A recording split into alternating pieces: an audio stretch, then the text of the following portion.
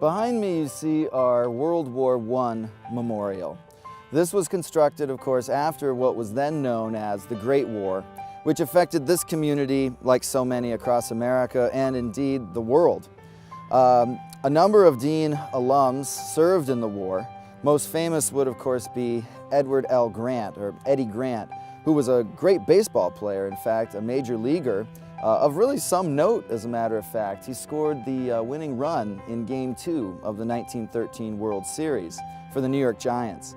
When the United States joined World War I, Eddie Grant, like so many patriotic Americans, quit his daily life, which was not only Major League Baseball, he was also a lawyer during the off-season, and he went and fought in France.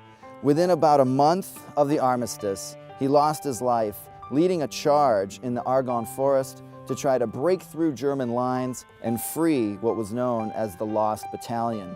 One of the officers in that battalion, caught behind German lines, was Major Charles Whittingsley, a Harvard Law School friend of Eddie Grant. Today, Grant is memorialized with our athletic practice field. You'll find his name also with a star for the fallen on the other side of this monument. And in fact, in the Bronx in New York City, there you'll find the Edward L. Grant Parkway, which is named, of course, in his honor. Dean people experienced World War I in a lot of ways, not just fighting.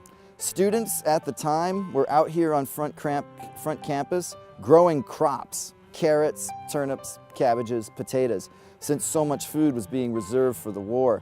They held war bond rallies here on this campus as well, and then a really patriotic moment for the 50th commencement in 1916, just right before the United States joined the war. At that commencement, Dean hosted one former and one future U.S. president. The former was William Howard Taft, and the future, New Hampshire's Calvin Coolidge, who was lieutenant governor at the time. So this was a place, like so many other communities, that felt World War I deeply. And this memorial reminds us of the sacrifices they made here on the home front as well as overseas.